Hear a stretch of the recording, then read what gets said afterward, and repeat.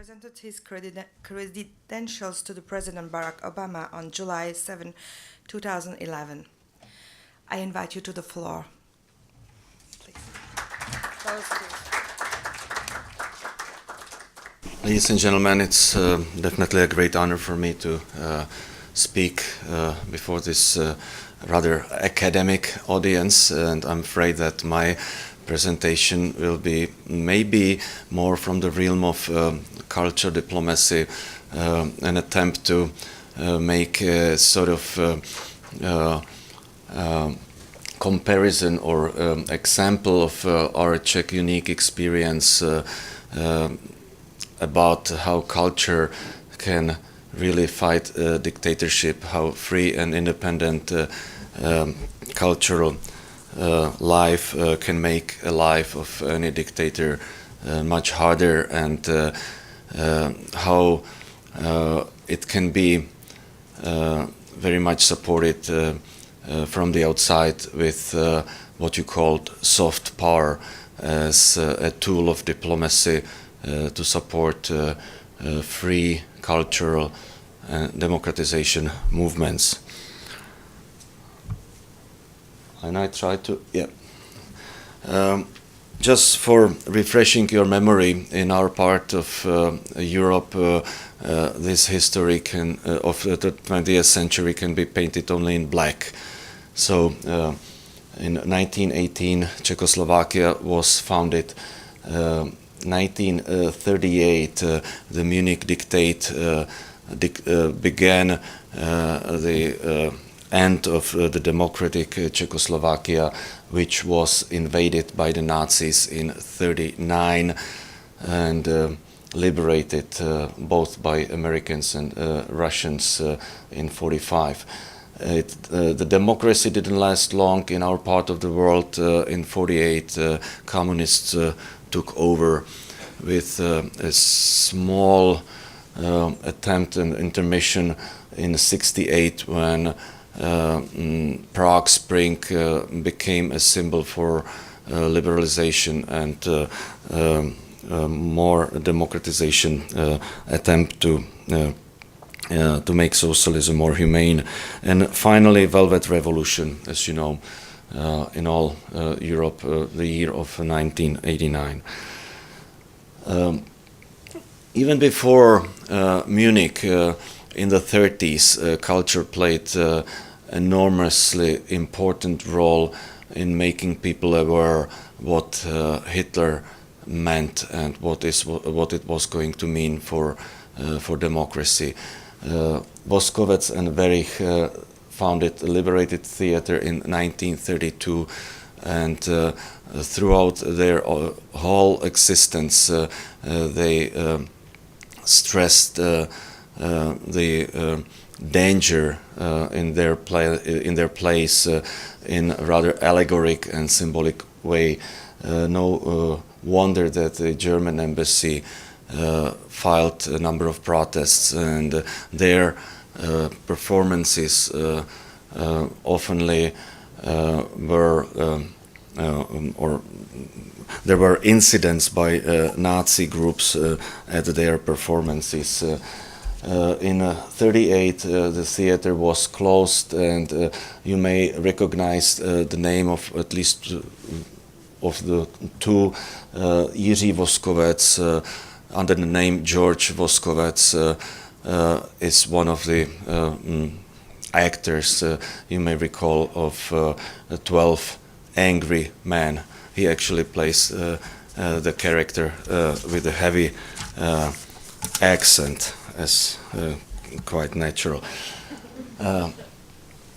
As I said, 1938, the Munich Dictate basically ended free and democratic Czechoslovakia, and between 1939 and 1945, Nazi terror ruled in our country, including Holocaust that wiped out 70,000 of Czechoslovak Jews, and of course hundreds of thousands Jews, millions of Jews from all around Europe. Terezin is one of the most important places of Holocaust in Europe. Terezin actually was meant by Hitler as a propaganda tool, as something which was going to be showed to the Red Cross delegations how Jews were treated nicely. It was everything but that. Of course, Terezin was as any other concentration camp with brutal conditions. Tens of thousands of people died of diseases. But on the other hand, since really enormously gifted people, including children, spent a number of months, maybe years, before they were sent to Auschwitz in Terezin, they found art as a tool of defiance, as something it helped them to survive and actually even create. You may know the opera Kaiser von Atlantis by Viktor Ullmann, the children opera Brundibar by Hans Krasa. Both were written in Terezin. These children paintings were actually created with the help of Friedel Dicker Brandeis, a very gifted architect and art teacher, who assembled a group of Jewish children and taught them how to draw and how to express their feelings and survive with the means of expressing themselves by art. As I said, democracy didn't last long after the liberation of Czechoslovakia. So as early as in 1948, the communists, the Czechoslovak communists, the right guy, with the help of the Russian dictator, took over, and pretty much the 50s can be hardly identified as a time when culture played any significant role. It actually took a decade or almost 2 decades until art and culture woke again, and after the death of Stalin, after some sort of thawing of the communist regime in Czechoslovakia, culture awoke again and began creating remarkable art in cinema. The so-called Czech New Wave, or Czechoslovak New Wave to be precise, because Slovakia obviously had many of outstanding filmmakers too.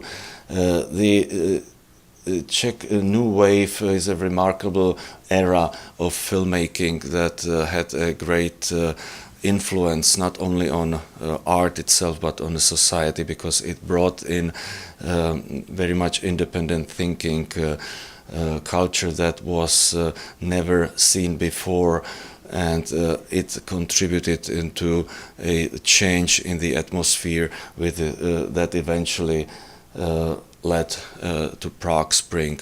If you look at the two names, you definitely recognize Miloš Forman and Milan Kundera.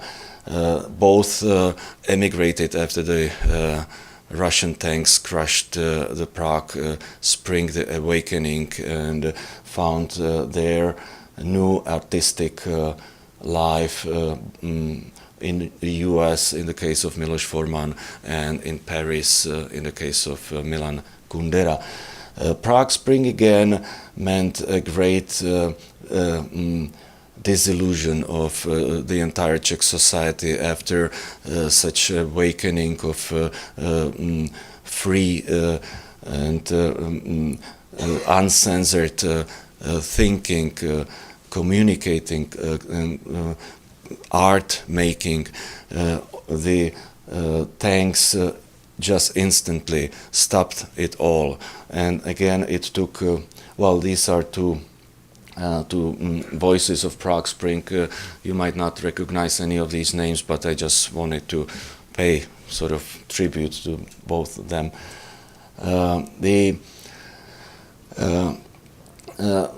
The era after the Prague Spring was totally different. It was an era of so-called normalization, when the Communist Party took much harder grip over all aspects of life, and culture pretty much went underground.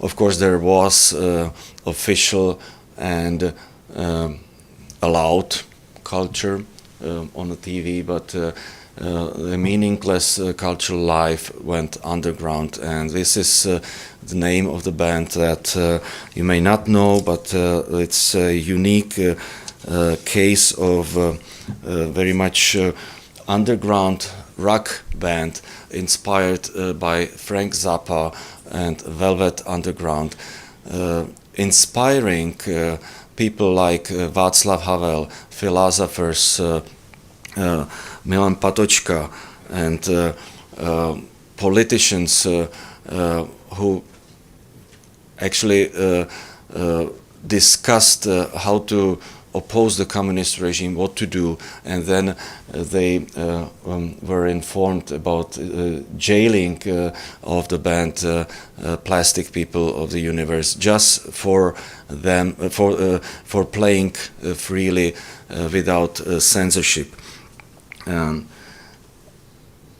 Charter 77, which definitely is the most important document in our part of Europe to start the revolutionary movement, the liberalization of our part of at least the Czechoslovakia, actually was inspired not only by Plastic People of the Universe, but for the most part by the Helsinki Final Act in 1975.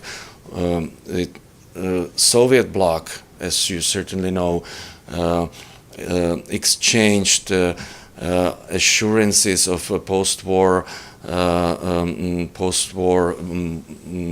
arrangement, including, of course, division of Germany and all, other borders that resulted after the Second World War. They exchanged assurances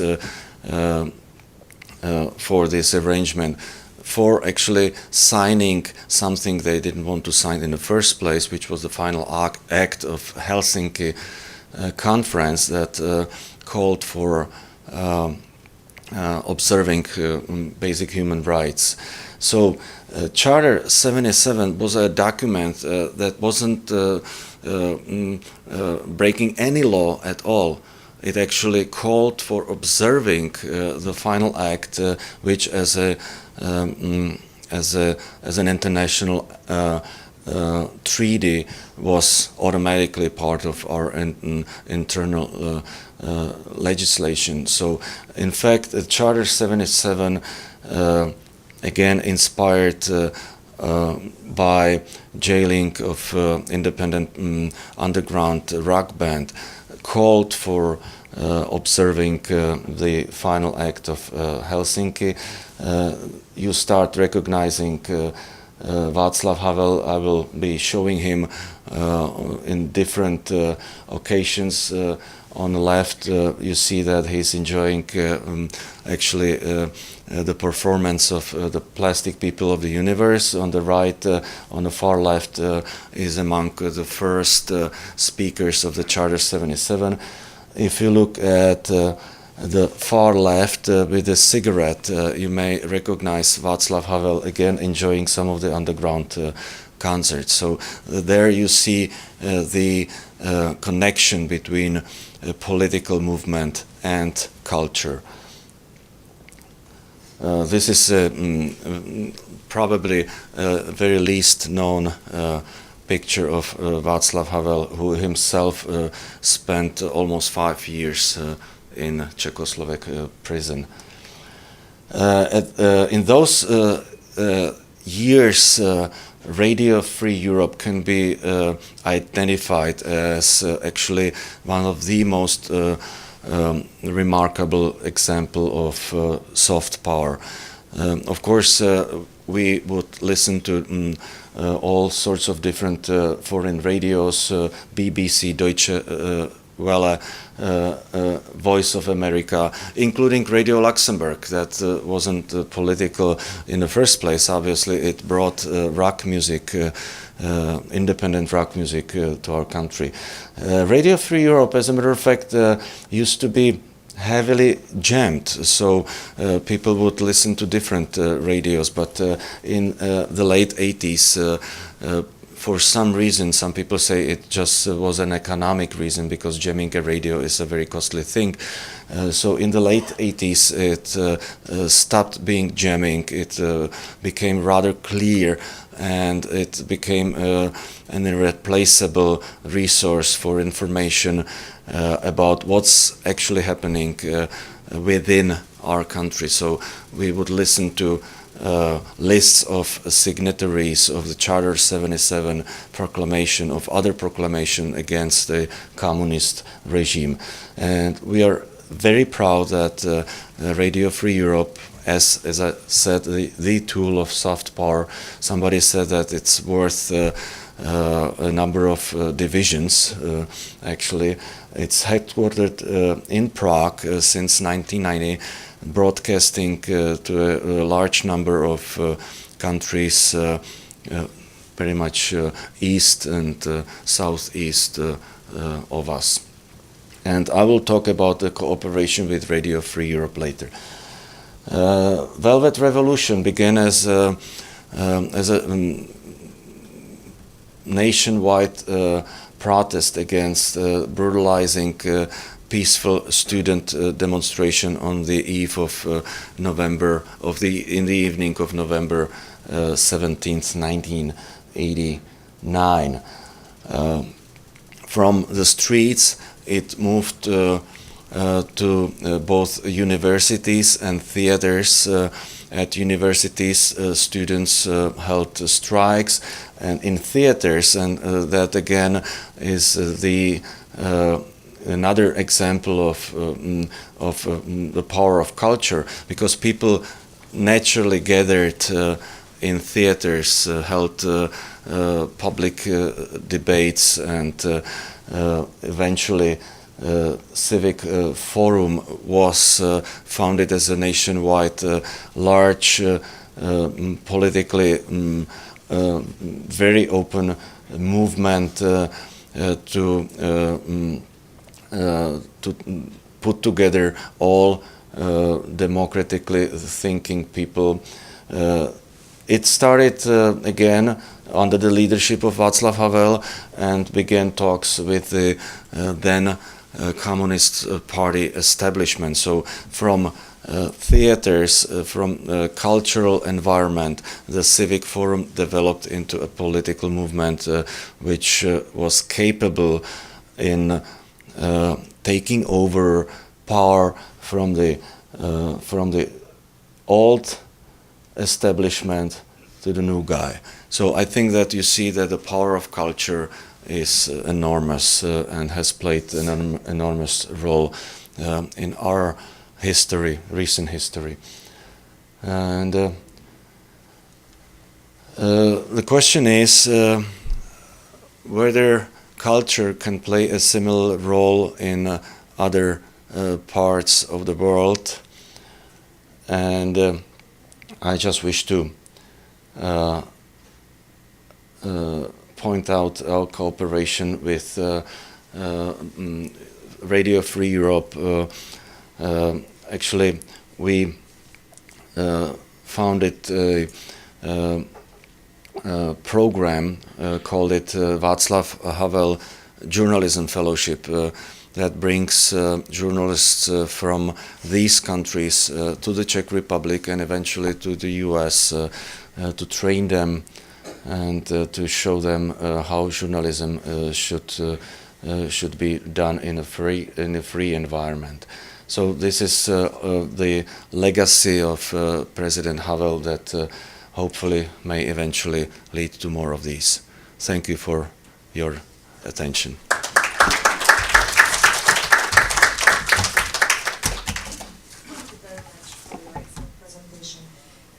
If you have time and if you're ready, can maybe perhaps take some questions or comments? Sure. Thanks. We're going to start with the lady and then...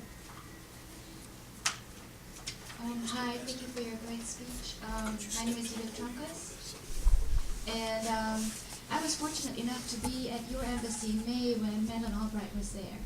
And I asked a cultural diplomacy related question, and she did mention the plastic people of the universe as a band. One thing I was just going to quickly tell you is I still remember the painting on the wall on the left, I think painted by Yuri Vesletska. Just captured me how beautiful it was, and I've never seen any impressionistic paintings like that. It was just nice. My question is, you listed a couple of former cultural diplomats. So who do you think today the most effective or the most known cultural diplomats are from the Czech Republic? Anyone you can think of, athletes, artists, musicians, diplomats. Thank you. Well, I think that the best cultural or soft power diplomat is obviously late President Havel. His legacy inspires people all across the world, and if we talk about Cuba, for instance, a copy of his essay "Power of the Powerless," translated into Spanish and printed in a sort of small size pocket brochures or books, has very much been distributed among the civil society groups, and is something that inspires people in Cuba very strongly. So for the most part, I would say Václav Havel. And of course, everybody who carries some idea, and it might not be only political idea, but of course cultural expression, like again Miloš Forman, who is now very much a Hollywood filmmaker, but in his work you can trace the free thinking and the striving for some independence, or maybe a conflict between an individual and society, and individual and the system. You can trace it in all his art, even that very much bears a Hollywood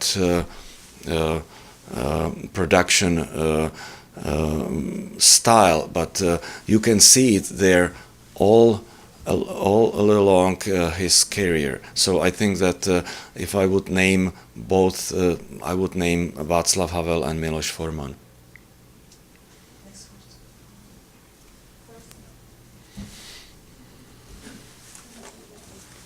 Thank you very much.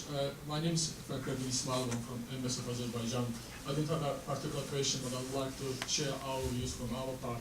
Since Azerbaijan was alongside Czech Republic, the southeast being part of the Soviet bloc, and I would like to share our views about Czech Republic as being a beacon of the democracy in terms of the transformation, how to peacefully transform a country from a dictatorship to a democracy, fully right democracy.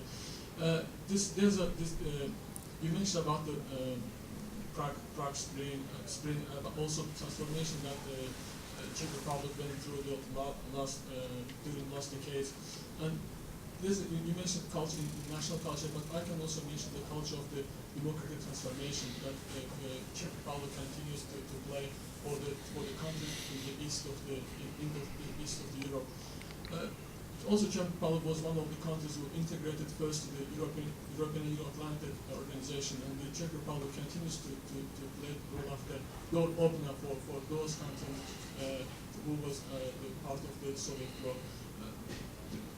My intention was just to praise what Czech Republic was doing in terms of the integration, European integration, Euro-Atlantic integration of those countries that being in the East, and also to use this opportunity to mention of the Azerbaijani case.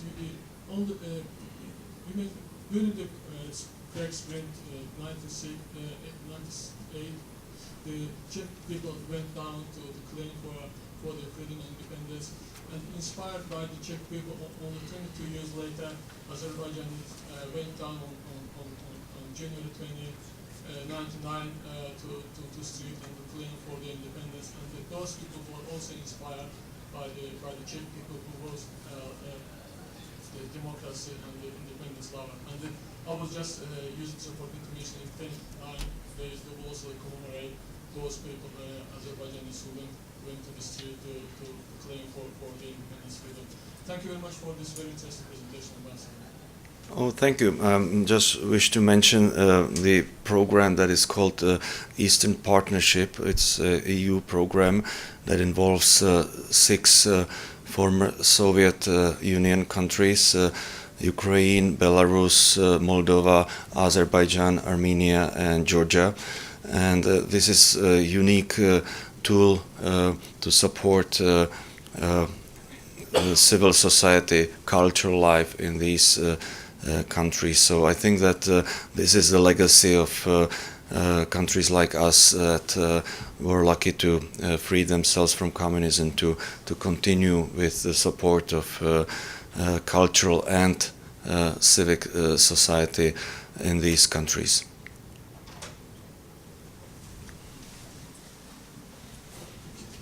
My name is Pierre Garlin. I come from Paris. I have 2 questions. A minor one. I'd like to know if the picture of the communist leader you showed us was Clement Gottwald. No. The Clement Gottwald was the one who orchestrated the communist coup. That's this guy? Yeah. Yeah. Okay. That's the symbol of the worst era of the communist oppression in the 50s. People were executed, put in jail for many years. That's the equivalent of Stalin in Czechoslovakia. In 1989, that was just an apparatchik, a no-name person, which happened to be in the as a prime minister at that time, and Václav Havel, as the leader of the Civic Forum, held talks with him. He didn't have any much historic meaning at all. And the second question is more serious. Would the Velvet Revolution have been successful without Gorbachev and Glasnost and Perestroika? How do you tie cultural resistance within all these dominated societies with a major change in the dominant power exerting domination over? Because Dubček failed because of Brezhnev, whereas the Velvet Revolution was successful because there was a change in the dominant power, the Soviet Union. You can even go ever further and ask whether the changes in our part of the world would be ever possible without Ronald Reagan. So, of course, the outside environment determines what is possible to do inside a country that is ruled by the totalitarian regime. Yes. If there's no other question, I have one. I'm really interested about the link between the art as used, as you say, as a tool for fighting against dictatorships, which is great. But dictators also use art for, putting their dictatorship. We have many examples. Stalin, for example, it used it very well. Or the Nazis with the songs, with the theater, with the painting. And how we can difference these two arts in your point of view? I mean, because both That would arts- take another seminar, and I'm not a cultural historian. I just can guess that there are two ways dictators use art, and both are really bad. One is that they actually force artists to create art according to their preferences, or they take an existing artist and very much abuse him or her for their propaganda. The Nazis took Wagner. That was the utmost example of actually abusing a renowned, enormously important artist and use it for their propaganda. So I think that it's difficult to say which is worse, but both are definitely a very bad fate for the artist and his work, and I think people can tell. Because artists are, even today we can see that some Nazi artists painting or songs is used by extremists. And I took this example because. The question is to what extent this is art, or is it a propaganda only? I think that the worst thing is that an existing, an outstanding artist that has really brought something remarkable to the world is abused by propaganda of a dictator. Totally right. Thank you very much for your wonderful presentation. Please join me to